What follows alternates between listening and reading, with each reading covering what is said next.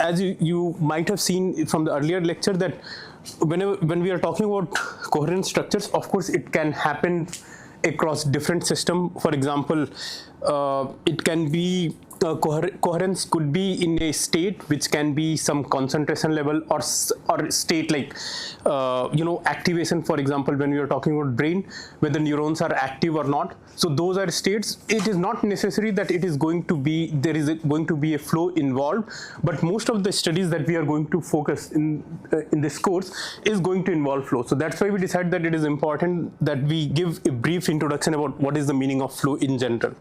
Okay, and how can we connect coherent structures from these flows?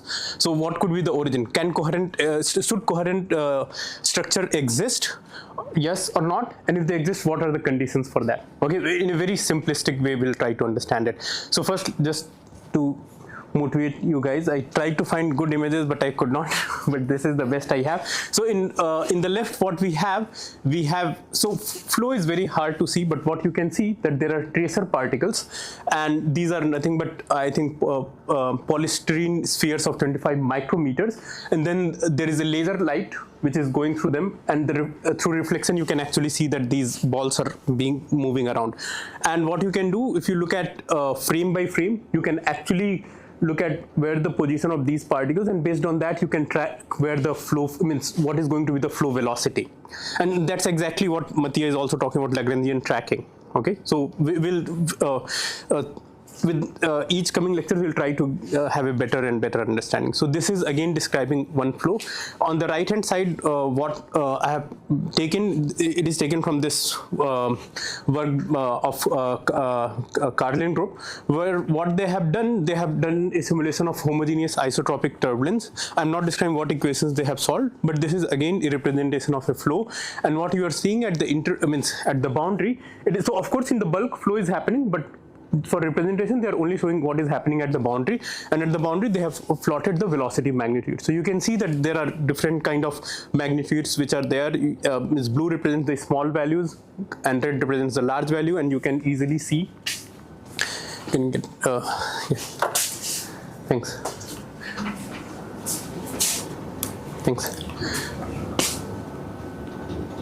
Okay.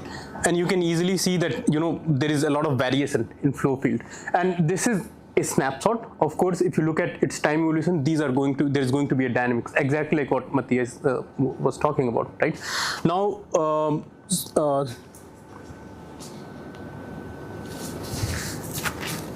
okay, this is another example of, so basically first I want to give you a brief overview of, this is a case where this is some kind of die. Okay, and then this is a thermal convection. The lower plate is hot, the upper plate is cold, and then because of that there are plume generation and also different kind of flow I will try to describe. And again you can see that different kind of patterns are emerging. So we'll try to look for patterns, structures, and then we'll try to get an idea of it. Now, if there is a flow, means basically first thing one would try to do, can we write down an equation for that? So basically to describe a flow, means you can see that Navier tried to do it independently in 1822, and then Stokes tried to work from 42 to 50. So, and before that, Euler had presented his an equation where he did not take into account viscous dissipation, and it was basically just momentum transfer equation, how momentum is being advected without any dissipation. So across the combination of all this, eventually people managed to write down an equation which was able to describe a fluid flow, and it is famously known as Navier-Stokes equation. So the first part is nothing but mass balance, which you might have seen many times, and then the second equation is momentum balance equation. If you think about this equation, it is nothing but in the simplest possible form. You have acceleration term. It is written in a different way which you might not have seen before. These derivatives are total or material derivative, which has this particular form where you have this time dependent, means how the velocity field is changing with, in time. This is the convective term, and then you have this. So this is nothing but, if you think about the Newton's equation of motion second type, this is acceleration multiplied by mass density, right? And then in the second part you have divergence of stress, and this means you might have seen that divergence of stresses are directly related to the force, right? Force per unit mass, force per unit volume. and this is what it is. And then if you have external forcing, that's what it is. So this is how Navier-Stokes equation more or less looks like. This is the most general form of it. Okay, and of course this term comes purely due to the stresses which are inside the material. This is the external force. External force could be either body or boundary force. For example, if you think about a three-dimensional flow, there is always gravity that is going to act on it, right? So each element of the flow is going to feel that. So that will be treated as boundary. The other possibility is there could be boundary. For example, if you take a flow and you put between two plates and you start moving the plates, you can see the flow will start to move, right? And the flow will feel the force through the boundary. Okay, so in that way the forcing can have, means this is one way of writing it. So it can be either body force, and boundary force one can try to, means it will not come directly as a forcing, but it will come more as a boundary condition. But it can, there are ways in which one can also try to incorporate this force as a point force at certain position in space. Okay. Now, if you think about stresses, the stresses are going to contain like volumetric or compressing stresses, and then you will have deviatoric, okay, there are typo, stress tensor. Okay, and basically this will correspond to whatever shear stress and all we are going to see in the next slide. Okay, so this is, I know most of you have already seen. Oh no, I need to change the direction. Sorry, I am not. Okay, got it. So of course, if you want to write down the incompressible Navier-Stokes equation, so in the earlier version, what we had, this is the general form where the stresses have all the components, and we are not talking about how the compressibility or incompressibility is going to come into picture. But if you want to write down the equation for incompressible flow, and most of the time we are going to talk about the fluids which are incompressible in nature. For example, if you think about water, in the limit we are going to do the studies, they are always going to be an incompressible limit. Incompressible in the simple sense one can think of, the density is not changing with time and space, right? If you put that condition here, you can see that it will simply reduce. So of course this term will disappear, del rho by del t, and of course that will simply tell us that del dot u is going to be 0. Okay, and if this momentum balance equation is going to have more changes, and I'm just going to tell you what is the form is going to look like. So maybe in the previous equation, the d rho dt, that was the total derivative, right, over rho. This one, no, I think this is how it should be, del rho by del t, and then advection means this is, sorry. Yeah. There's a type. Oh, sorry. Yes, you're right. Right. So, okay, you're right. Sorry, there is a typo. This is going to be the total derivative. So, you'll have advection, and then there is going to be space dependence on the rho. Sorry. Thanks, Matthew. Right. So, okay, I will write it down just for everyone. But everyone knows this equation. Have everyone seen the mass balance equation, right? So basically, if you bring in incompressibility condition, so I'm not going to write it down. If you bring in incompressibility condition, what you will see that the space means there is not going to be any space dependence for the density. There is not going to be any time dependence for the density. You will have simply del dot u equal to 0, and that will represent your continuity equation or incompressibility condition. And your momentum balance equation is going to be reduced to this form, and then the stress is going to have two parts. One is going to just simply going to give you the pressure gradient term.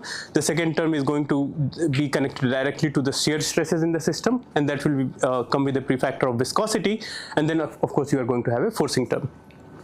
Now if you try to understand what these two represent, so basically if you think about pressure gradient, so most of the time wherever you're going to have a pressure, you can think about a very simple example. If you apply a pressure, there is going to be pressure gradient, the flow is going to happen in that direction. Of course there will be fluctuations around it, but major contribution to the flow is going to happen only in the direction of pressure gradient, right? Similarly, if you think about this viscous dissipation term, this is how the fluid is losing its energy, right? And in this case, this is like, if you look at the form, it is very similar to diffusion. The form is very similar to diffusion, right? But when we learned about any like heat equation or any such similar equation or concentration diffusion equation, we talk about how the heat is being diffused or how concentration is being diffused. Here in this case, the diffusion happening for the velocity field, and that means that the momentum is being diffused in the system. Okay, so if there are gradients in the momentum, it will try to homogenize that momentum. Okay, that's what it will try to do. Okay, now the previous equation that we have seen for the incompressible Navier-Stokes equation, if you take a curl of it, what we are going to get something like this. So of course, okay, let's go back. And if you take a curl of it, this term will give you immediately del omega by del t, right? This term will give a complex form. You have a curl of this nonlinear term, right? And then if you take a curl of this, what is going to happen to the pressure term? It will disappear, right? And then if you take curl of velocity, you're going to have a vorticity term, and then you will have a curl of forcing term. So basically for means I'm going to write it just like this. So now if you write down, if you take the nonlinear part and if you take a curl of it, you're going to have three contributions. One is again going to be something like convective or advection of vorticity. Second term, you are going to have omega dot del u. And then there is going to be a contribution which is going to be omega del dot u, and since we are in the incompressible of flow limit, this term will disappear, and then again we have like a diffusion of omega, or like a viscous dissipation term, and then we have a forcing term. Now what do you think about this term? What will this term do? Omega dot del u. So this is additional term, and basically this term is directly responsible for stretching or tilting of vorticity due to the flow gradient in the system, right? So if there is any vertical structure, and if it is going to feel a this kind of contribution, what do you think is going to happen? So basically, if there is a vertical structure, what it will do, it will try to stretch itself, and then it will basically, and once, so basically suppose this is your vertical structure, right? And if you have a stretching term, it will try to stretch itself, and then it will try to reach a smaller and smaller length scale, and as soon as it starts to reach a smaller length scale, the viscous dissipation will start to come into picture, okay? So it will stretch something like this. So basically this vertical structure will start to elongate in certain direction, more like a stretching, which is very similar to what we were seeing in the hyperbolic structures, right? And once this stretching starts to come into picture, basically in that way vorticity cannot be long lived, right? So basically if there is if you think about, so we did not discuss how the vortex formation is going to take place, but assume that in the fluid flow there is going to be formation of vortex, right? Now how long these vortices are going to last, right? And so that's the question here we are trying to ask. So whenever we are dealing with if you think about Navier-Stokes equation, which describes the fluid flow, and if there is a coherent structure in form of a vortex, then how long it is going to last, right? If it is going to last for longer time, we'll say that it is a coherent structure, but if it dissipates its energy, if it disintegrates faster, then we'll say that it is not going to be a coherent structure, right? Think about the example of polar vortex that we had looked at, right? If there was a phenomenon like this, then of course there will not be a coherent structure, it will disintegrate, right? Of course, how fast it is going to disintegrate, that is also going to depend on what are the velocity gradients. You can see that it is directly being driven by the gradient in the velocity, right? And how large the vortex is, right? So definitely if we think about this equation, Navier-Stokes equation, we see that coherent structures are less probable, unless there is some sort of forcing where you yourself generate some rotations in the system. Forcing, I mean a driving force which is able to sustain a fluid flow, right? So if like there is a rotation or any such thing, for example, if you think about the poles of the earth, what is happening there? It is rotating, right? And close to the pole, there will be circulation of velocity fields, right? So that itself can lead to generation of these curl structures, right? Vertical structures. So that can give us a possibility of having a long-lived vortex, right? So any question till now from these slides? So the question is, why should there be a coherent structure in the fluid flow? So in the earlier lecture we saw that, right? So there is possibility of these coherent structures. So if there is a vortex stretching term which is going to destroy these vertical structure, why should there be a...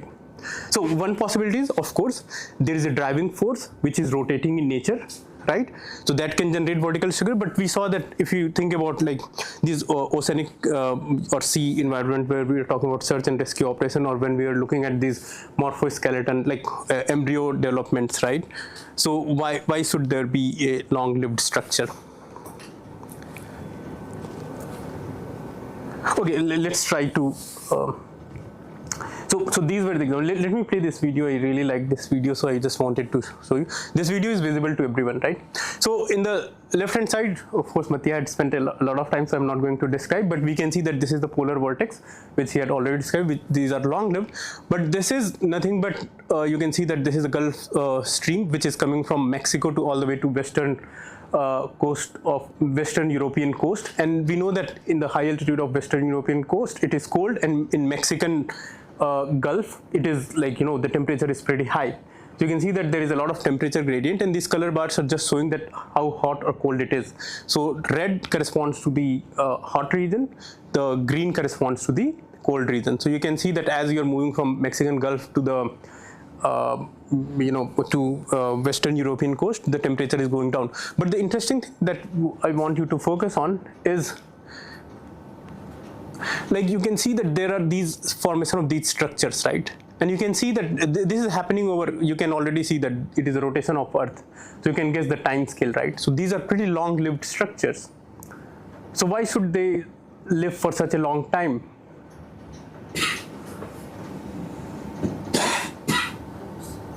And these structures are, can you imagine what is the length scale of these structures? What is the size of these structures roughly? Definitely much bigger. You know, we are crossing continents here, so the structures are of that order, right? So and you can see that in all these images that in this flow it is pretty persistent, it's pretty coherent, right? So what is it that driving, means we talked about in Navier-Stokes equation, we said that there is this stretching term, there is no, so of course Earth is rotating, but the rotation part that I talked about, that will be mainly effective at the poles, right? Not at this region. That you can easily guess, right?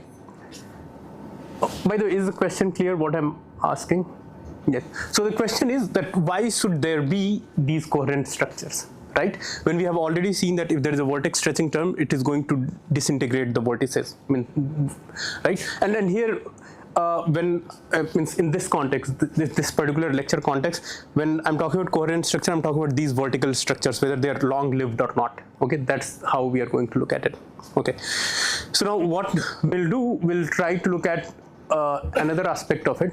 What if velocity fluctuations are happening only in a given plane, not in all the three directions, right? Let's say velocity fluctuations or velocity field are only a function of xy plane and not z direction. So how the equations are going to appear, okay? So to do that, let's write down the momentum balance equation component by component. This can be easily written. You can see that this is how the form is going to be for the Navier-Stokes equation. This is by the way, fx by rho I have simply replaced by f. Let's say that means you can always renormalize it, right? Whatever force is there, if you assume that the density is constant, you can always do that, okay? Now, if you have this form, and what I said that if my velocity is only going to be a function of x and y, okay, let's say, then what is going to be the form of it, right? So basically, if my velocities are going to be a function of only x and y, what you will see that all these terms will disappear, right? And also these terms will disappear. Okay, and if we do that, then you can see that x and y component becomes completely decoupled from z. And now, while explaining, I'm realizing that my next slide there is something wrong. These terms would also disappear. I forgot to change it. Okay, so these terms will not be there. It's my mistake. So okay, so you can, but interesting thing is that we have to focus on what happens to x and y component of the velocity. So you can see that x and y component is going to have this form, and it is going to be completely independent of z direction, and everything is going to happen in 2 dimensions now. Whatever the dynamics is going to happen, it is going to happen only in through x and y. Okay, if in certain way you can make sure that your velocities are only going to be a function of x and y, and this is quite possible in most of the setup so suppose if you go for a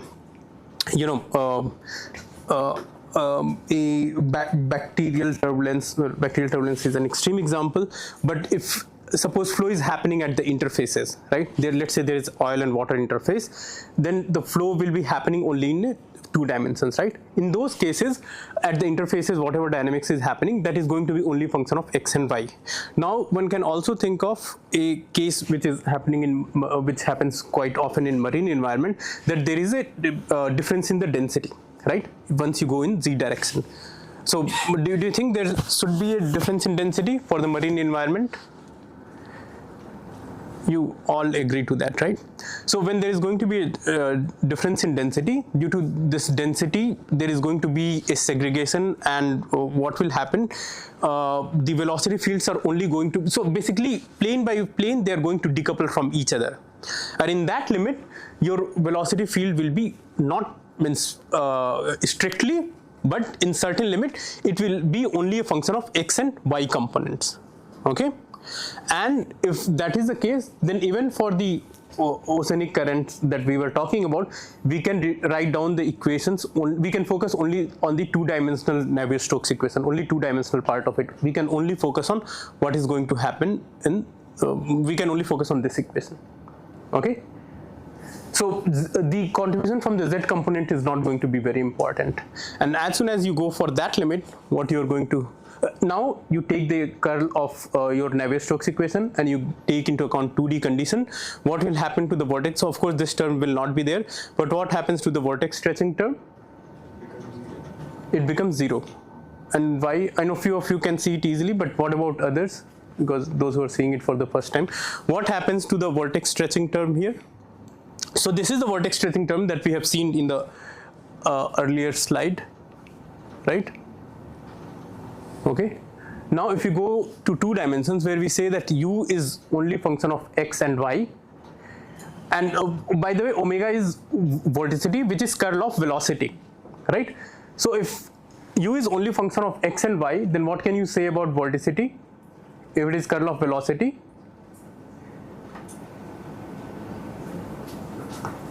So basically the only component that is going to contribute is it is going to be in z direction, normal to the xy plane, right? So what will happen? Your omega becomes a scalar quantity and it is going to be in z direction. Now if you bring that information in, what will happen? This term will means basically this is kind of, if you take a dot product, it's kind of projection, right? So only del by del z will contribute here, and since u is only function of x and y, this contribution will go to 0. So vortex stretching term disappears. And as soon as vortex stretching term disappears, then what will happen with your vorticity field? They will not disintegrate, right? They will just be advected by the velocity field around them. Okay, so in that way, the vertical structures are going to be long-lived. Means the lifetime of these vertical structures are going to be long. And means of course it is not true for all the scenarios. If suppose if you have a forcing which is very strong, and if the forcing scale length scales are much smaller compared to the vertical structures that you are looking at, then possibilities are even that can break down those vertical structures. So of course it also depends on what kind of forcing you have in the system. But most of the cases, if we imagine that the forcing are going to be moderate, it is not very abrupt, then in those cases the vertical structures are going to be long-lived. Okay, this part is okay. Now, the thing that I want you to notice, and that's why I had asked that what is the size of these structures. So if you think about these structures, these are going to be hundreds of kilometers, right, or even more, right? These structures. And what do you think is going to be the depth of these means ocean at these points, or sea, from the sea surface or ocean surface to the earth surface or the ground level or wherever earth is going to be? So roughly of the order of 5 kilometers or something like that, right? So if you think about in terms of dimensionality, so for these oceanic currents, the vertical structures are, or the dynamics which is happening at these length scale, which are, so if you think about this whole thing as the domain size is going to be thousands of kilometers, whereas the third dimension, the xy plane, the dimensions are of the order of 1000 kilometers, whereas in the z direction, the dimensions are of the order of few kilometers. Right, so you can see that there is this dimensional imbalance also, and that also leads to a two-dimensionality of the system. So as I tried to emphasize on the fact that it will not be strictly a two-dimensional setup, but it will be a close to two-dimensional setup. So because of the fact that in the z direction, the third dimension is much smaller to the other two dimensions, and also there is a variation in the density in the z direction. Both of them contribute to stratified flows, and that leads to a two-dimensional structure, and that's the reason these structures are going to be long-lived.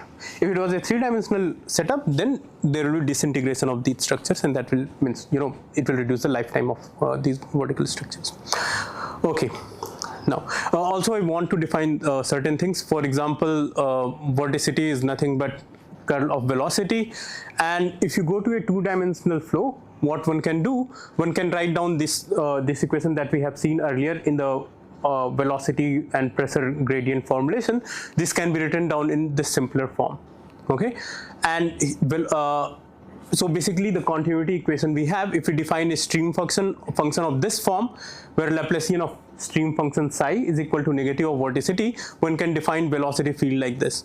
So basically gradient of psi in y direction is going to give you the x component of velocity, and negative of the gradient of psi or stream function in the x direction is going to give you the velocity in the y direction, okay?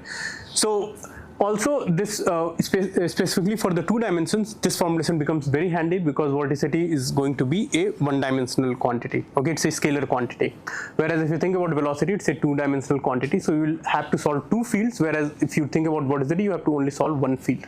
So even from numerical simulation and also from the analysis point of view, life becomes a lot easier. Also, you get rid of the pressure gradient term, which is usually very painful to handle whenever you are going to, if you have tried to solve Navier-Stokes equation, you will see that pressure gradient term is the most challenging one to handle, right? Okay, now okay, let me go to the next slide here. So just to give you an example, I think this example we'll be doing also in when we are going to focus on finite time Lyapunov exponent, we are also going to focus this kind of flow. So this is a steady flow. What you have a positive vertex and negative vertex. These are counter rotating vertices, and the color here just tells you that what is the sign of, means magnitude of the, not magnitude, but the value of the vorticity. So you can see the color code already tells you that what is the sign of vortex. Also there are these streamlines, which is telling you that how, so streamlines, how many of you are comfortable with this idea of notion of streamlines? Okay, so streamlines are nothing but if you take your velocity field and if you connect your, if you have a velocity field, what you can do, you can look at the velocity unit vector, and if you connect those velocity unit vector, you are going to get streamlines, okay? And if you put any tracer particle here, what we mean by tracer particles should be very small, they should not affect the flow in which they are moving. So it's like a trace, right? So they are going to follow these streamlines, okay? So if you are, so in future when we are going to talk about Lagrangian tracking, what those tracks will be simply telling us what are these streamlines, okay? That's exactly what it is going to tell us. This is for the steady state, which means it is a time dependent case. So you can see that there are very nice closed streamlines, which Matthew was saying, once you make them time dependent, you are not going to see them, okay?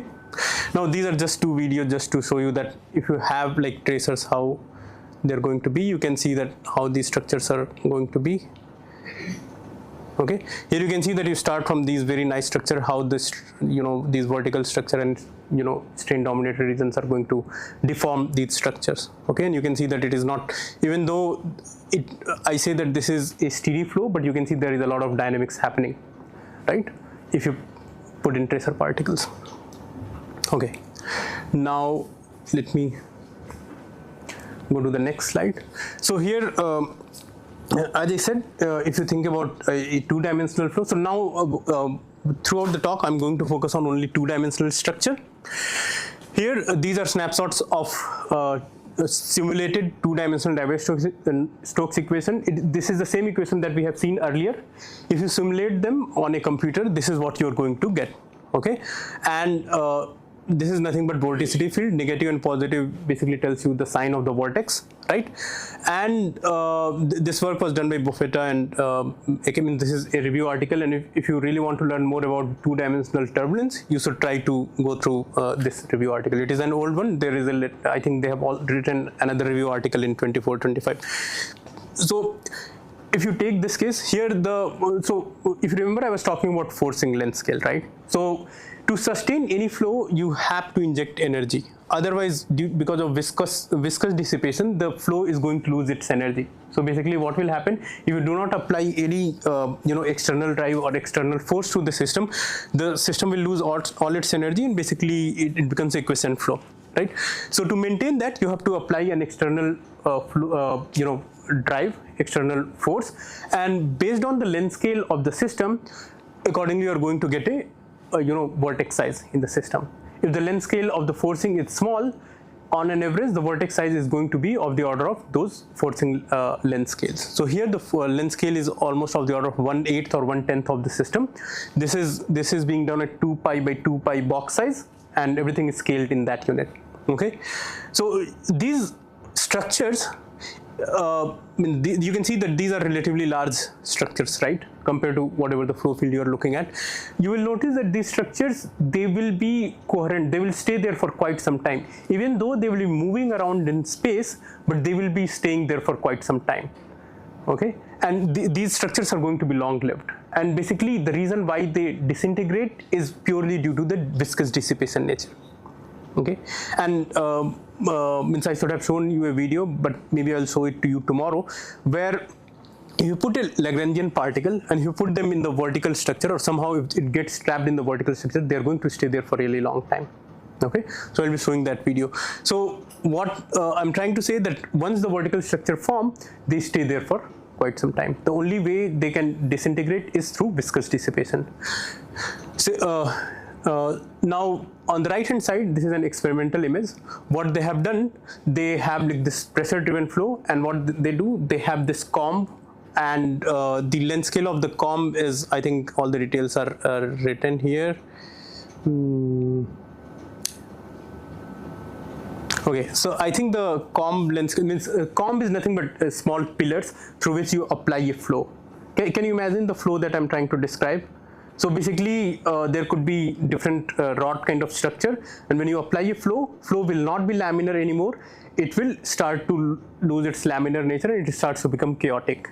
And if you come further down in the system, if you come further downstream, what you will see that they start to become very nicely homogeneously mixed state. Okay, so this is what it is showing, that 8 cm behind the comb is somewhere here. The size of this system is, I think, 4 centimeter by 4 centimeter, comb with somewhere here. So you can see if you come down further here, you see that you have very nice homogeneously mixed state, and you can see that vertical structures are being formed here. And if you look at these vertical structures, what you means even in these cases, so you can see that there are a lot of similarities, right? So image is not very clear, but still you can see that there are a lot of similarities. And again, in these structures, what will happen, you will see that once the vertices form, they stay there for quite some time. Okay, and it is not only, so here when we talk about vertical structure, we are only talking about a very qualitative similarity, but one can also do quantitative similarities, like you can look at energy budget and all such things. You can see that they appear to be similar. Again, one thing that I want to emphasize, when we talked about two-dimensional Navier-Stokes equation, we are talking about it in a mathematical sense, which means the z direction is strictly zero, means there is no variation in z direction, right? Whereas when we talk about these setups, so this is nothing but a soap film experiment. Okay, in those limits, soap film has a finite thickness. It has I think few micron thickness, right? So there will be a variation in z direction, but it is going to be very small. So that's why the feature that you're going to see, it is going to be very similar to a two-dimensional setup rather than a three-dimensional setup. Okay, that's why I was saying that when your third dimension is much smaller compared to your other two dimension, the flow is going to be two-dimensional. That's how we could do the analogy when we are talking about oceanic system. But it's relative, but then other aspects also come into picture. Okay, so also, like when we do this approximation, right, when we say that we can consider that oceanic flow is a two-dimensional setup, it is very much on the point of view and the problem you have in hand, right? You cannot always do that, because you will see towards the end we are going to talk about turbulence in marine environment, and there we are going to consider a 3D setup. We'll say that it is going to. So when you talk about local structure, there you have to, so if the structures that you are talking about, it is going to be relatively small or significantly smaller than the third direction, then you have to take into account the three-dimensional structure. But when you are talking about structures which are going to be much larger than the the third dimension, then you will say that now I can take the approximation, and I will say that I'm going to focus only on the two-dimensional nature of the Navier-Stokes equation. Okay, fine. Okay, and this is again another scenario where in the earlier image, I had talked about the oceanic currents, right? How the flow is happening. This is an atmospheric layer at 200 hectopascal, which is roughly 12,000 meter above the Earth level, right? So it is quite high in the atmosphere, and you can see that again the structures are going to be means. Of course, from the image it is not very clear, but if you do a comparison, you will see that the structures are again going to be very similar to what you observe in two-dimensional setup. Again, you have to think about it from the point of view that what is the thickness of the atmosphere and what is the overall width of the atmosphere. So what is the thickness of atmosphere roughly? Earth's atmosphere? A few kilometers. Maybe 20 to 40 kilometers max, right? But if you look at the span in the horizontal direction, right, that is going to be much bigger, means orders of magnitude different. So again, like we talked about oceanic currents, we said that the other two dimensions are much higher compared to the third dimension, so we could do the approximation. But here in this case, it is going to be the similar argument will work. Another argument is the density difference. We know that as you go from the Earth level to the upper atmospheric level, the density is going to be very different, and then there will be possibilities of this stratified flows. Okay. So together, these two combination leads to two-dimensional flow there, and that's why you have again long-lived structures there. And these structures can, and that's the reason these structures can live for such a long time. Like these, sometimes they can stay from days to weeks, right? You can imagine, like for example, means we are getting a lot of rain in Hyderabad, right? And what is the reason for that? So we are getting a lot of rain in Hyderabad city. So what is the reason for that? Because in somewhere in Bay of Bengal, there is a low pressure region, and it's going to stay for 3 days, right? So we'll have rain for 3 days here. So these structures can be long-lived, right? So that's the reason. If it was a three-dimensional structure, then the rain might have stopped maybe in 3-4 hours. But since it is there is a two-dimensionality that comes into picture, it's going to stay for longer time. Okay. Now this is another very good example. So this is how many of you have seen Jupiter's great red spot? Have you heard about this red spot? Okay. So which one is that red spot? This one or this one? Which one will you consider? By the way, if you think about, so before today's talk, before Mathiya gave the talk, I was always thinking this is the coherent structure. But after talking to him, I'm thinking, is this the coherent structure? That's another one, yeah. That's another one, right? So, but no one talks about this structure. Everyone focuses on this one. But I think one should. These are also long. They are always going to stay here. These regions, right? So I don't know. Now I need to change the thinking. How should one look at? Okay. So the thing is that. So these are the red spots, okay, and then again you can see that there are many such patches, okay. These are not as big as these guys, but they are there, okay. And can anyone tell me what is the what is the size of these guys roughly? Not you, Ankita, maybe someone else.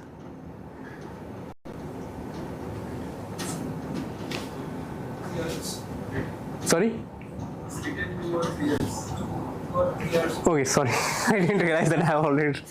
Okay, so basically, you can see that when the measurement was done in 1970s, it was of the order of 2 to 3 Earth size. Now it is shrinking. Okay, you can see that in 2020 it has gone, of the order of Earth size. So again, if it was a three-dimensional flow, it would have disappeared much earlier. Okay, but because of the 2D nature, it is going to stay there. And why should it be so? You all know that how Jupiter is made out of gases, right? Fluid rather than solid like Earth, right? So why should it be two-dimensional and not three-dimensional?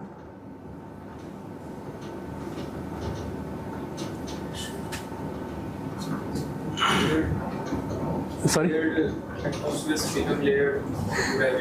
Yeah, so and also there is differential rotation and all those things. So like even for the sun, outer layer and all, you see that there are different layers, density stratification, and also there is this differential rotation which is happening at different scales. So if you try to rotate it, if an object is rotating, you will see that at the equator level the rotation can be much stronger compared to the polar regions, right? Or in the opposite way, usually equator regions are rotating much faster compared to the polar regions. Okay, so all those reasons leads to stratification, and again the two-dimensionality come into picture, and that's how it is going to be. So again, yeah. I'm stuck a little bit with. I mean, I like the vortex stretching. Right. Metaphor, right? No metaphor, justification. Right. So the intuition, so because in 2D, if I start with vorticity, right. So the convective term is gonna have something like grad omega dot u, the velocity. Right. I mean, that guy is also gonna stretch if I think about vorticity as a color field, where I say, okay, that term is also gonna stretch the vortex in the plane. So that will try to, so basically it will treat vortex as a solid object and will try to move things around. That's how it is. Does move it, but if we think about, the passive advection equation of a scalar field, right? Right. So I'm gonna have dt scalar field plus, gradient of the scalar Right. field. We can go back to the equation. So that in the plane is still, if I look at the scalar field, that thing is stretching the scalar field. This one you're talking about, the nonlinear term. It's the convective derivative, but if you think of a patch, right. I mean a colorant, let's say, forget diffusion, that's going to stretch it, and therefore it's also going to then, trigger the dissipation. So what's so different about the vortex, the 3D part of the vortex stretching? No, so basically, in the convective part, you will not have I will give you an example. So for if you look at this TD flow, this one, right? If you put a tracer field in this region, so tracer field which are here, if there is no diffusion, right, they're always going to stay in this vertical. Only those which are in the strain dominated region, they are going to stressed around. Right, so diffuse means only through diffusion they will be able to spill. So if there is diffusion, then of course there will be all kind of mixing. But if there is no diffusion, then they are always going to stuck to these regions. So of course, if there is a vortex field and so vortex field by nature itself, they will not be in the strain dominated region, right? So if there is a vorticity field, by definition itself, it will be in an elliptical region. So they will always get advected by the flow. Means there is no way that a vertical field could be on a strain dominated region or in a stretching region, right? If there were two different fields, right? Since it is being advected by itself, that's why there is no way that the vortex field could be in the stretching region. So if a vortex field, so if you think about it, like there is a vortex field, and that is being you're saying basically that I cannot really the intuition of looking at vorticity like a colorant is wrong, because you have vorticity only where you have vortices. Yeah, okay. So that's a big difference. Yeah, that's it. The vortex stretching could stretch and right. these things. Okay. Yeah. But it is true because it is being advected by itself, its own velocity field. If it was not, then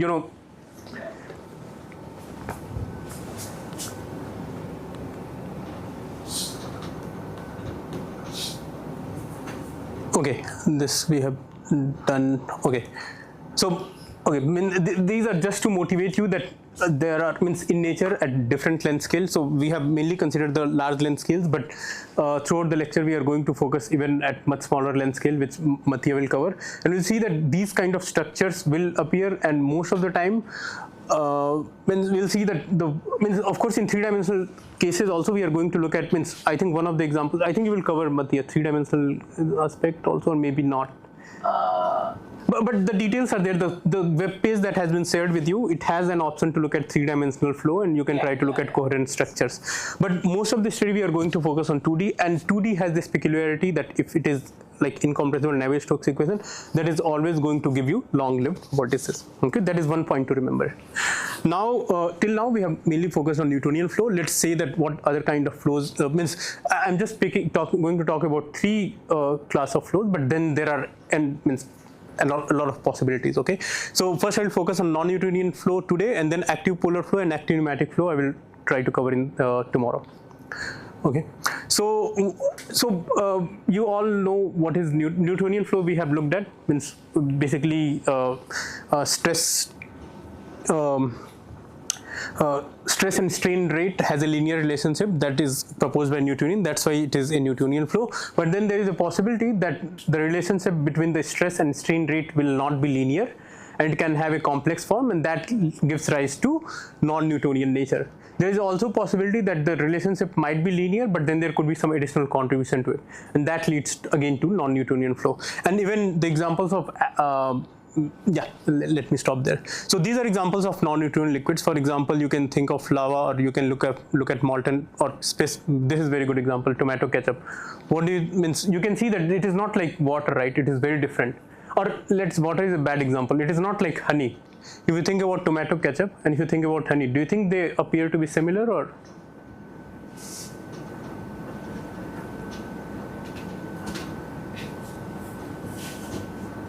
Ketchup and what?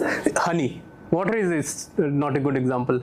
Honey is thick, and I'm pretty sure all of us have tasted both of them, and we have seen how it flows. Yeah.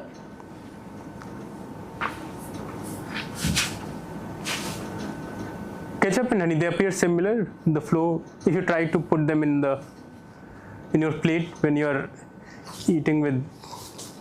To some extent, yeah, there are zero. Okay, but you can see the way they are coming out. So there is thickening and thinning behavior that comes into picture, which is not there in the honey. So since you have not, you should try focusing on it now. When you do it next time, you will realize that they are different. Okay. Okay, and of course toothpaste and all, you will see that they are not like regular fluids. Okay, they behave differently. So what we'll try to do, we'll try to understand that what could be the reason. This is also like whipped cream. If you think about like this gypsum paste, or if you look at corn flour and water. Have anyone tried this corn flour and water? And what happens there? If you try to punch it,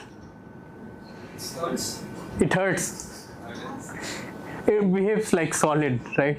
And you try to poke, it goes inside, right? So this is again, so this is not, if you have a Newtonian fluid, that will not happen, right? So these are examples of non-Newtonian fluids. So how can one make, if you want to model, so basically as a scientist, what we want to do, of course these things exist in nature. We want to understand what is the governing equation, or what is the dynamics behind it, what are the forces which are acting behind, which will lead to this kind of phenomenon. Now okay, so as I said, if you are talking about Newtonian fluid, your viscous stresses will be proportional to strain rate. But if it is a non-Newtonian fluid, there are possibilities that okay, let me just go through it. So if you have isotropic incompressible fluid, in that case your viscosity becomes a scalar quantity, and then you will simply relate your stress to strain rate. Okay, but if it is a non-Newtonian fluid, your stress will not be directly proportional to strain rate. Okay, del U by del Y represents the strain rate. Now if that is the case, then you say that it is a non-Newtonian fluid. Now what are the ways in which it can change this relationship? Okay, in one case you can say that my viscosity is going to be time dependent. For example, which you might have seen, that if you take a fluid and if you apply a load, you will see that its viscosity will start to either go up or it will try to go down. So it is like rheopecty or thixotropic of fluid. Okay, so you might have seen that if you if you take a flow and you apply force for longer time, you will see that it becomes thinner and thinner. It becomes more fluidic in nature, right? Just you keep on applying the same load. Okay, whereas if you, there could be an opposite behavior also. If you apply a load, you will see that in the beginning it will behave more like fluid, and then later on it will resist more to those deformations. Okay, similarly you have this stress dependent viscosity. If you apply like stronger stresses, you are going to have thinning behavior, which means the viscosity goes down. Similarly, when you apply stronger stresses, your fluid is going to thicken, and these are shear thickening example. For example, when we talked about corn floor and fluid mixture, that was an example of shear thickening. So basically, when you were trying to simply poke, the shear stresses were weak, right? So at that time, it was more fluidic in nature, viscosity was less. But as soon as the shear stresses go up, your viscosity goes up, and then there is resistance to deformation, and that's why you have a thickening. So you call it a shear thickening. Similarly, few of you, or maybe majority of you, might have tried using nail paint, right? So if you use nail paint, you will see that in the beginning it will appear more thicker, but later it becomes thinner. Means once you apply, the stresses go stronger, it becomes more fluidic in nature, right? Did you guys notice it or no? Or toothpaste also we have to apply insulins. Right, for the toothpaste also. So there are many such examples. You can see the shear thickening is. So what I want, okay, let me give the last example, and then I will say that in nature, most of the things are non-Newtonian. Very few of them are Newtonian. Even if you think about water, there is a time scale associated with it. If you go beyond that time scale, you will see that that will also start to show viscoelastic nature. Okay. So here we have talked about change in viscosity, right? So fluid is still being driven only through viscosity, means the stresses are means connected to the strain rate, but then there is a possibility also that there could be elastic nature to this fluid. Okay, for example, if you take a water and if you add polymers to it, polymers, we know that it is connected with chains, so that brings in elastic nature to the fluid. Okay, and through which, so once the viscous effect and elastic effects, they come together, we call them viscoelastic fluids. Okay, so now most of the means the everyday example that we come across, we always see that they are going to appear non-Newtonian. Either it could be one of these, or it could be stress dependent, or it could be viscoelastic, or means it could be one of these combinations. And again, it depends a lot that what is the time scale at which you are looking at. Okay, there was this famous quote which earlier I used to put, but then I removed, that even mountains flow in front of the Lord. That is, the quote comes directly from the Bible. But if you wait long enough, right, you will see that everything flows. And Madhya, if you remember, Maha has this famous talk where continental plates are directly connected to the honey. And they move and deform. So even the continental plates can be considered as viscoelastic fluid if your time scales are large, like millions of years and all, right? So that's the idea. Okay, now yeah. So now what? Sorry. Okay, there's a. So this is the heading, title is viscoelastic fluids. So basically, if we have viscoelastic fluids, it means that it should have both viscous and means elastic nature in the system, right? Fluid and elastic nature, which means that your stresses are going to be proportional to strain rate and strain. And so if you want to develop a model, what will you do? You will say that I'm going to use the simplest possible method, which is that my stress tau is directly going to be proportional to the strain rate and strain. So if you think about elasticity, you deform, there is going to be resistance to that is your strain, right? We'll say that it is going to be connected with some G, which is elasticity of the system. And then there is a strain rate, and if there is a fluidic nature, then your stresses will be connected to the gamma dot, strain rate directly, and that will be connected to viscosity. So this is the simplest possible way to represent a viscoelastic model. Okay, now so of course these are viscosity, strain rate, and blah blah blah. Now what one can do, so you can see that means gamma dot and gamma has a means if you take the ratio of these two, it is going to give you a time scale in the system, right? If you do a dimensional analysis, if you look at viscosity and if you look at elastic modulus, the ratio of these two is going to give you a time scale. Okay, and that time scale is going to be the time scale of the material. Okay, so basically it tells you that how fast the material is going to relax. So in nature, most of the material that we talk about, it always comes with defect. It is not a crystalline structure. right? If it is not a crystalline structure, what does that mean? So, okay, the example that I want to take, this is, let's say, a perfect crystal. You apply a stress, okay, and you apply stress and forget about it.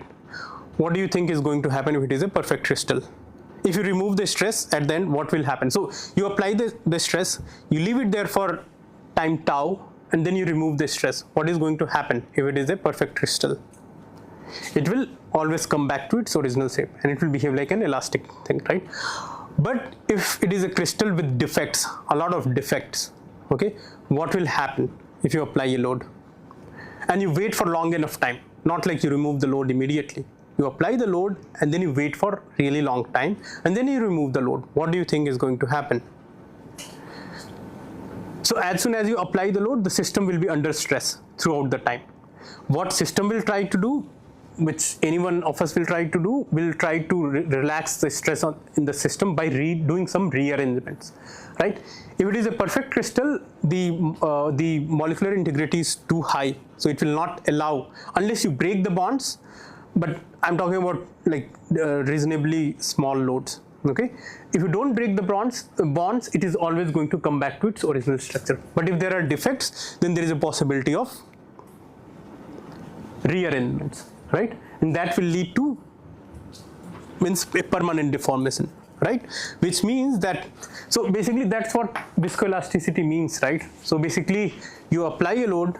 If you are perfectly elastic, you will come back. If you are like, if you have viscous nature will drive you away from your original shape once you remove the load, right? So that's why in nature it is impossible to expect that, you know, there is going to be a perfectly elastic or perfectly fluidic system. The same is true for water. So for example, we talked about this corn and water mixture, right? You try to thump the water sometimes. Did it hurt you? And what is the reason?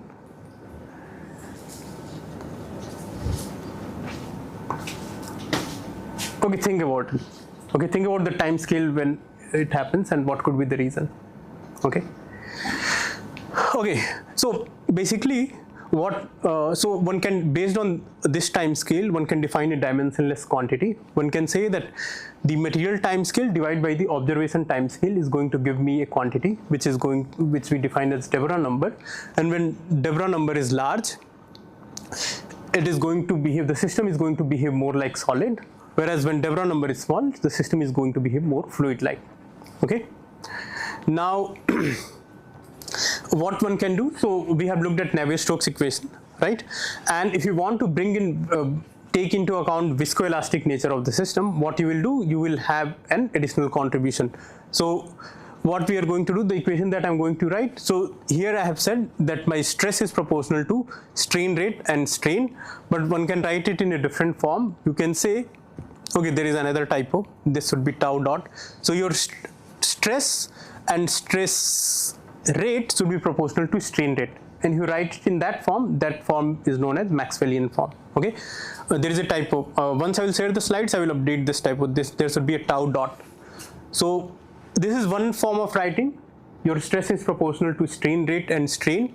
The other form is you write your stress and stress rate should be proportional to strain rate.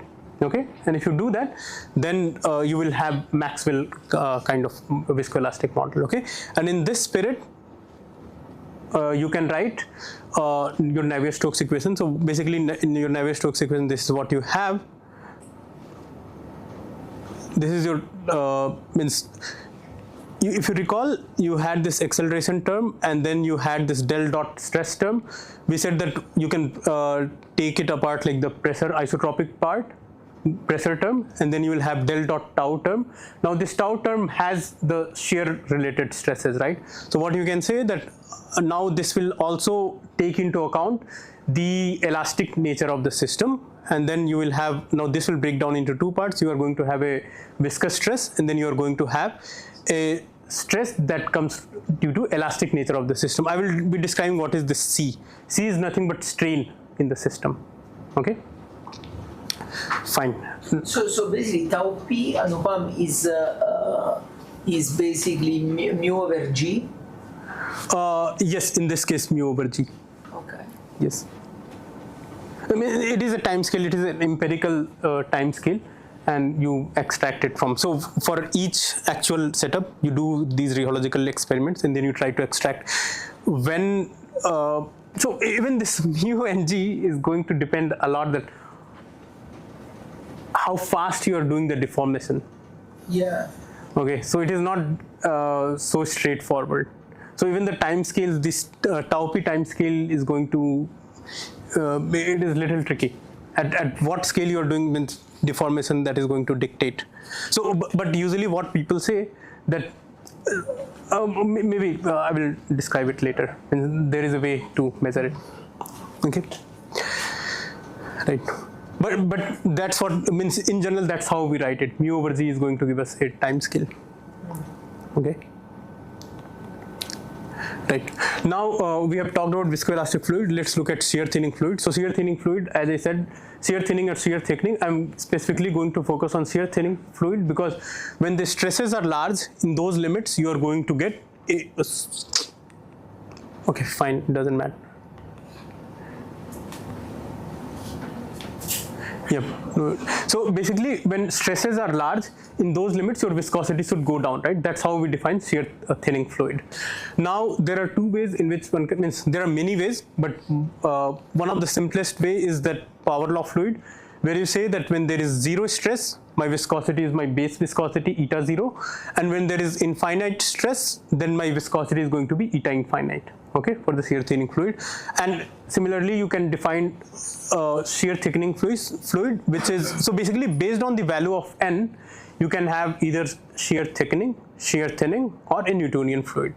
So when your n is equal to 1, you can see that there will not be any dependence through gamma dot, right? It disappears immediately. So this quantity becomes 1, and your overall viscosity becomes n0 plus eta 0 plus eta infinite, and it is true for both the carrier fluid and power law fluid. When n is less than 1, what are you going to get? When n is less than 1 in both the cases, what happens to the viscosity? Eta is viscosity here, and eta infinite and eta 0 both are finite, positive, and gamma dot is strain rate.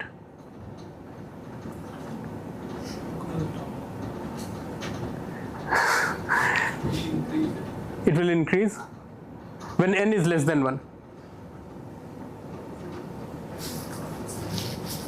So when n is less than 1, basically this has negative power, and we are saying gamma dot is positive and let's say large, then this overall contribution will go down, right?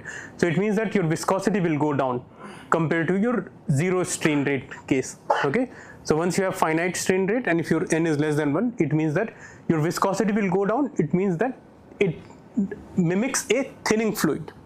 Okay, similarly, when your n is greater than 1, in that case, what will happen? Your viscosity will start to go up as your gamma dot becomes larger and larger, right? And of course, there is going to be an upper bound for eta 0. So specifically, we will be focusing only on shear thinning fluid. Okay, and of course, if we think about shear thinning fluid, what is the limit it can have? What is the maximum value it can achieve? The base level is eta 0 plus eta infinite in both the cases.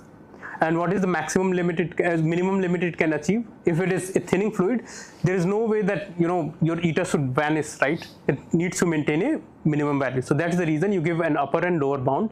So it is going to be bounded by eta 0 plus eta infinite and eta infinite. Okay. So basically, you will have a saturation in two extreme limits, and then there is going to be a a linear relationship and a non-linear relationship. In that means it's a combination. I mean, there are certain. Okay. Now. So we have talked about when we take two-dimensional Navier-Stokes equation, we have seen that there is possibility of coherent vortices. Now what happens if you have a thinning fluid? So basically what will happen, your viscosity will get modified. So now your viscosity will not be a uniform constant, it is going to be a shear dependent quantity, right? Now what is going to happen to these vertical structures? What is your guess? What is your guess? Okay, I'm really bad in this. Okay, so these laws are just empirical, right? these are empirical, so based on observation. So basically, the n, the exponent n that you are going to get, these how should I put it? So these are, one can experimentally measure them and then one can put a number. So of course it will not be as neat as we are talking about, but still one can extract a power law, and based on that you do rheological measurement and then you start. So basically for a given solution, you know what is n, and then accordingly you try to do all. So even if you think about a simple pipe flow where we know that stresses are going to be very strong in the neighborhood of the walls, right? So there you will see that your viscosity goes down dramatically, and the behavior will be very different compared to if you think about Newtonian behavior. Okay, so for the pipe flow you will have something like this, right? Like exactly like what has been drawn here, right? So you will see that your stresses are very large in these range, right? So what will happen, your viscosity will be normal, high here, but as soon as you come towards the walls, your viscosity goes down. And what does that mean? So it will be good for the system or bad? So viscous dissipation will go down, right, in those limits. So so the system will retain the energy, more energy. Yeah. It will try to retain more energy. Yes. Okay. So basically, if there are but also it can be. How should I put it? So Newtonian fluid, when there is a viscosity and when there is possibility of large strains, right? So basically, since your viscosity is uniform, then it will try to dissipate those gradients, right? That's what viscosity will try to do. But in case of thinning fluids, it will not be able to suppress them. So if there are formation of large gradients, it is always going to be there, right? So it can be tricky at times. So if a flow is going to diverge, it will not be able to sustain it. So it will lead to, so viscosity will keep on going. So if default means, so basically, if you think about hyperbolic regions, so maybe once we look at the examples, means tomorrow, then we will have more clarity. But when there are generation of like large gradients in the system, large velocity gradients in the system, your viscosity will not be able to suppress them if you have a thinning fluid, because the penalty in some sense, or the momentum diffusion that is going to happen, that is going to be much less. It will not be able to homogenize the system. Okay, so by the way, I was trying to look at the literature because I have not done this work. I wanted to see how the coherent structures are going to get affected. So what I'm going to give you what I think, but one actually needs to do these tests and verify it. Okay, so maybe Mattia will one day tell us that whether the coherent structures are going to be long-lived or no. So basically, just so in this context, is it right to think that the vortices will just be like blobs of, let's say, concentrated vorticity that will move, but will never? I mean, so it's just like having. Less blobs of so basically there will be if in the hyperbolic, so basically there are these vortices, there will be hyperbolic regions, and because of the viscous dissipation, they lose energy, these vortices, and that's how they disappear. But now since this dissipation goes down, I feel that the vortices are going to be even more long-lived. But I don't know. I mean, that's what I think. But one needs to check. Do you have a counter argument? Yes. I have a question. Yes. So if we try to do the same kind of forcing, roll mill forcing in a viscoelastic fluid. Right. So thinning fluid or? Thinning fluid. Let's have this same power. Right. So does it mean like in some places viscosity goes down and some? Yes. So can it, so usually roll mill kind of forcing does not lead to any turbulent structure. No, but if for the same limit, it can lead to a chaotic structure. Yeah, that was my question. Like Right. Some places it could have a higher Reynolds number, some places Right. go low and. Right. So also defining such dimensionless quantity, which I have not done. So there is something like Reynolds number, which gives you a measure of how much inertial force compared to the viscous force. If inertial forces are strong, then you say that Reynolds number is high, and that leads to usually chaos and other such things, or turbulent flows. Okay, I have not defined it. I somehow did not realize that it is important, but I should have done that. But anyways, So as Sahil was saying, that if your viscosity becomes space dependent, right? Space, I mean flow dependent, and flow itself is space dependent, then means there is no, means people define Reynolds number based on the way they like. They try to do some averaging, and then accordingly they try to define it. Okay, but it is, I don't know how the things are going to be. Even when I was preparing the slide, I realized that okay, these are interesting questions which one should think about. Okay, fine. So this is the intuition, this is what I think. Now the other aspect is what happens to the viscoelastic fluids. So interestingly, I did not even find many studies where they consider shear thinning fluids in the 2D homogeneous isotropic setup. Okay, means I think this, means there are few studies but not many. Okay. But if you think about like viscoelastic models, then there are many such studies for with two-dimensional setup. So as I said, in shear thinning fluid, your viscosity is going to be strain rate dependent. But if you want to discuss viscoelastic fluid, you will have both the fluidic and elastic nature of the system.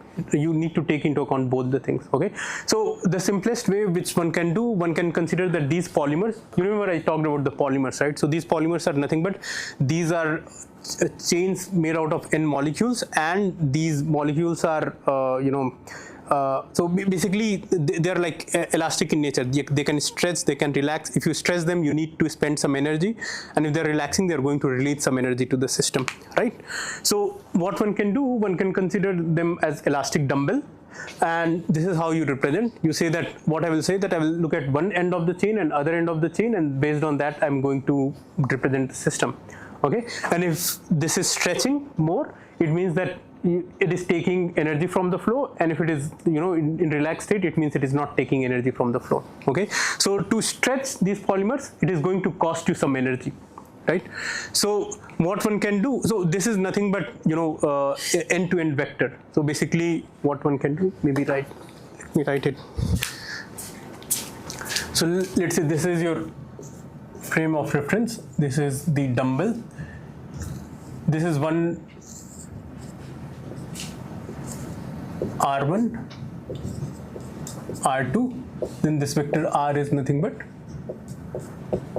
R2 minus R1. So these are the position vector of end-to-end vector, and the difference is going to give you the stretching vector, or how much it is going to be. Now what one can do, one can simply write down an equation of motion for this. One can see that the change in this R is going to be, it is going to be advected by the flow. Then this is a potential, let's not worry about it. This is Fennepi potential, which we are not going to talk about. And then this is nothing but noise term. Okay, so how this separation is going to get affected, this is how the whole thing is going to look like. So sorry, this del u dot R is stretching, not the advection. Sorry, my mistake. So this del u dot R is going to tell us that how the polymers are going to stretch. Okay, and now so this is about how the polymers are going to stretch. Now these polymers are also going to get advected by the flow in the system. So if you write down the equation of motion for the center of mass of these dumbbells, it is going to look something like this: dx by dt equal to the flow velocity, and then there is going to be a thermal noise that is associated with it. It is very similar to when, remember in the last lecture when Matti was explaining that if there are these agents like bubbles or any such thing, it will have, if you write dx by dt, it is going to be the flow, and then there will be some external contribution. But here these polymers are, okay, here is the question: what is the length scale of these polymers? Roughly, what do you think?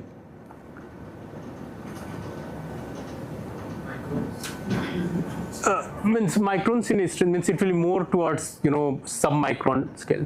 Okay, means even smaller. Microns is actually too large, so it will be like tens of nanometers or something like that. Okay, so that's why the thermal noise comes into picture. That's why it becomes important.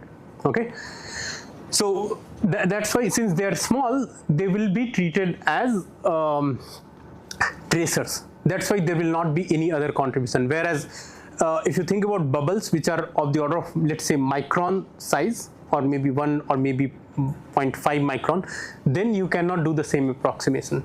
Okay, then it is going to be very different from the flow. So there will be first order. So of course there is always going to be a first order correction to the dynamics of these guys, but how significant it is, that is going to determine how the dynamics is going to be. So when your entities are very small, and if the density difference between the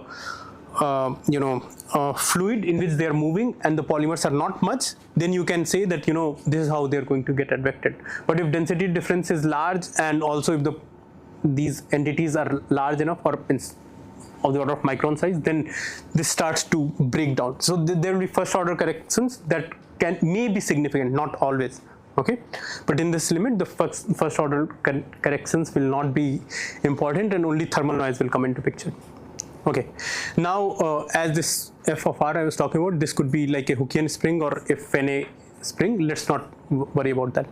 Now the important thing that one needs to look at this R, which is separation vector or stretching vector. This is a polar quantity. Right now, the way R has been defined, it has a direction, right? But for polymers, head and tail does not have, it does not make any sense, right? It doesn't matter whether you have head information or tail information. So what you want to do, you want to write it in such a way that you lose that information, and that's why what you do, you go to a form where you don't worry about those information. So you go to a nematic kind of structure where you say that all of them head, tail, and tail head structures are exactly same, and you write down a matrix where you take a dyadic of R, means separation vector, by itself, and then you get a matrix Cij. So basically you take R, outer product R, and you are going to get a matrix C, and then in terms of C you talk about the dynamics of these polymers. Okay. Okay, now I'm just giving you a brief overview. Okay, I'm not going to be in detail. Now what we'll do, we'll write down the equation for C, and we'll see how it is going to.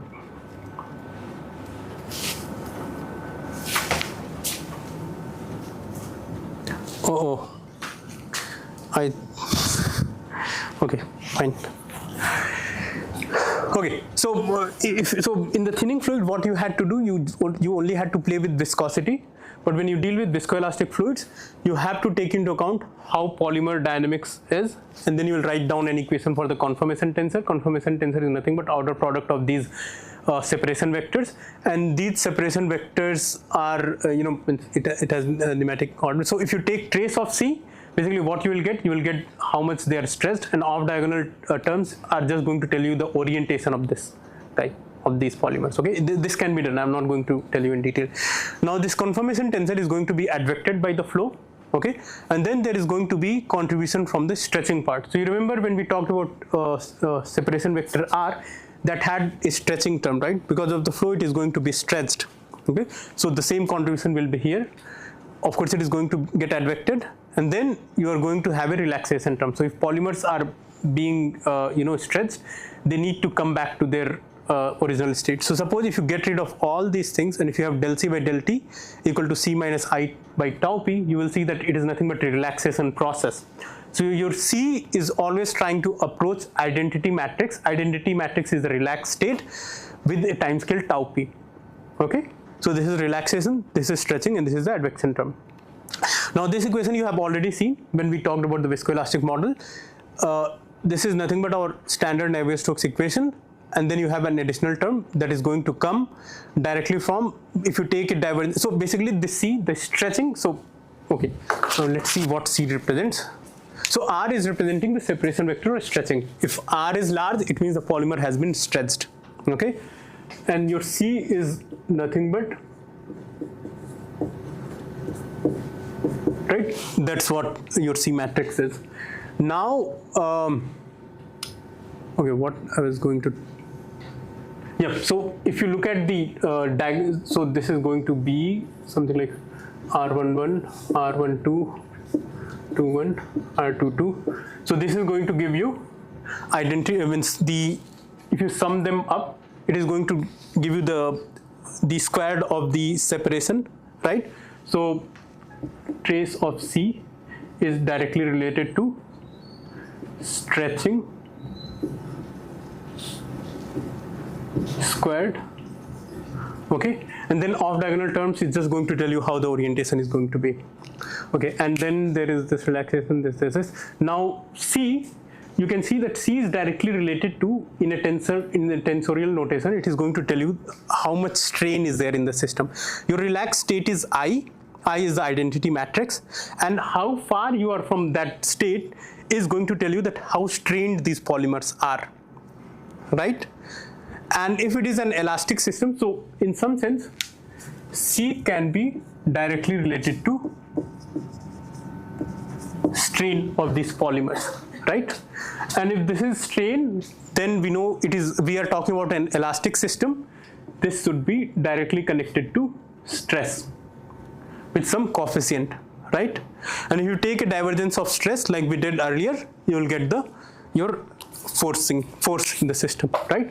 So that's how you have del dot C, and then to take into account dimensionality, you divide it by tau p and you do all those things. So it is not as arbitrary as I'm saying, but there is a logic behind it, how it is going to come, okay? So you can see that how your Navier-Stokes equation will get modified. So you have to look at the dynamics of C, you have to look at how the stress contribution is going to come, and this is how it is going to be. Now, whether your system is going to behave as a fluid or a solid like, that is going to depend on the time scales of the system. Like we have seen the de Broglie number. This is nothing but de Broglie number for us. When fluid time scale is large compared to the polymeric time scale, your system will behave like fluid. When polymeric time scales are greater than your fluidic time scale, the system is going to behave like elastic solid. Now there are many interesting phenomena. The one phenomena that strikes me a lot, which I find it very intriguing, is this rod climbing effect. Okay, now have you seen this kind of movie before, rod climbing? Okay, so basically what happens, if you take a polymeric belt, viscoelastic fluid, and you take a rod and start rotating it, means rod is being rotated, what happens, the fluid starts to climb it. So you can see that this rod is basically, this is rotating here in this direction, and this fluid, if it was a water, this would have stays as it is. There might have been slight disturbance, but it would have stays there. But since it is a polymeric fluid, it will start to climb. Okay, and the reason for this comes purely due to the elastic nature of the system, and that comes from so basically there will be normal stress differences. So basically you will have a stress along the velocity field, you will have a stress normal to it in one plane, and then transverse direction, right?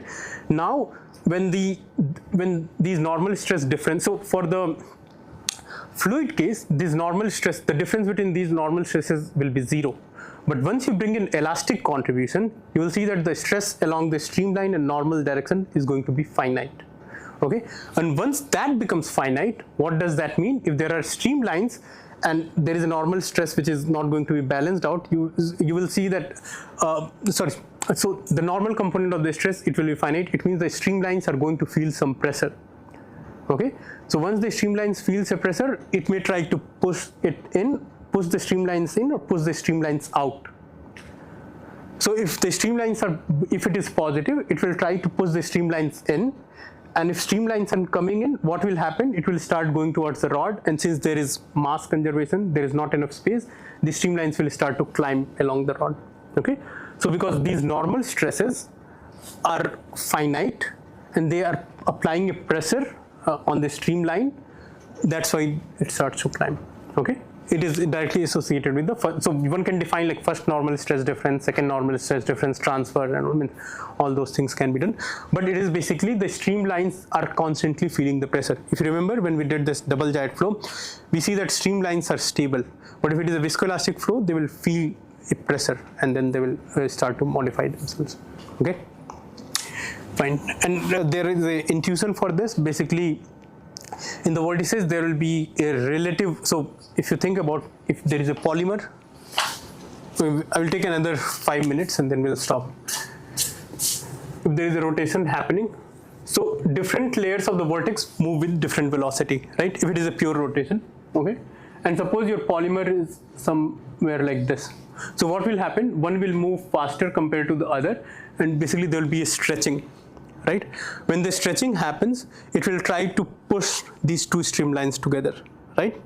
Means polymer will try to, because of elastic nature, and that's why the streamlines feel the stress because of that, and that leads to streamlines to being superimposed inside. Okay. Tau f, what is tau f here? Oh, sorry. Again, my mistake. I have used tau for the stress. Here the tau's are time scales. Sorry, my mistake. This tau is treated as a time. So these tau's are time scales. Okay. Tau p is a polymeric time scale. Tau f is a characteristic fluid time scale. So it could be either Kolmogorov time scale or integral time scale, depending on what is the time scale that is a time scale of interest for us. Okay.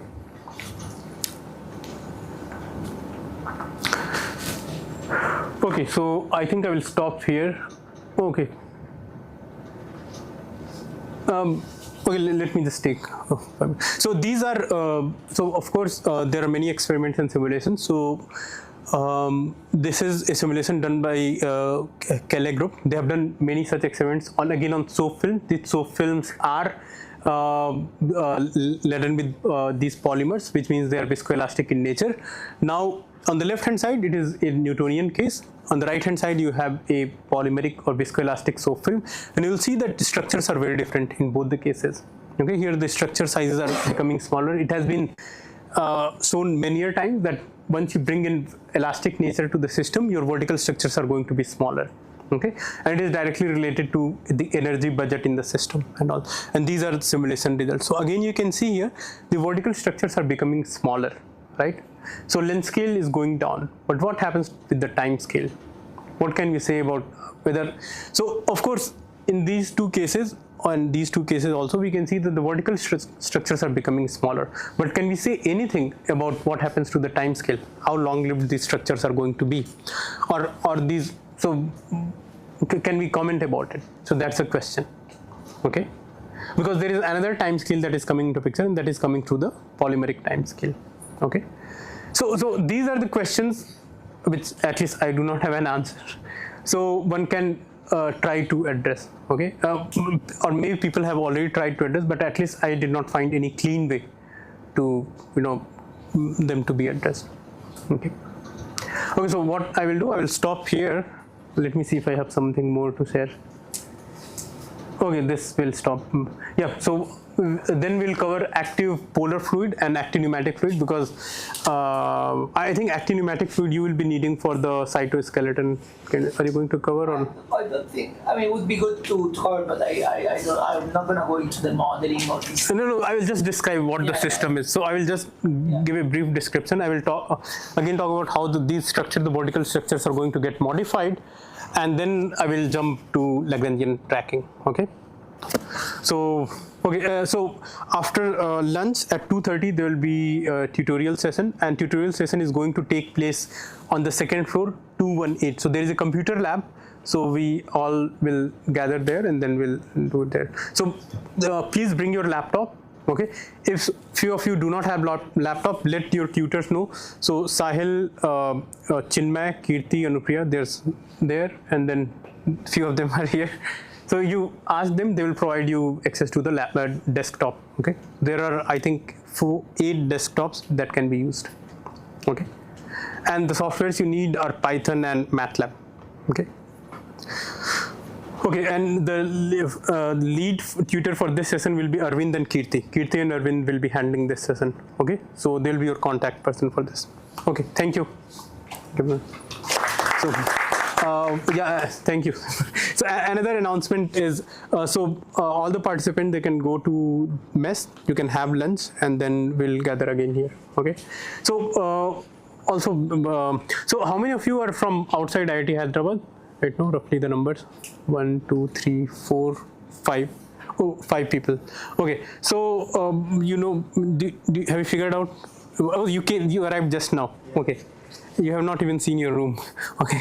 What about others? About food and also room? Everything is settled, right? What about food? Do you know? So mess access you can have. So you can buy coupons and you can eat there. Okay. Okay. Sounds good. So we'll meet at 2:30. Okay.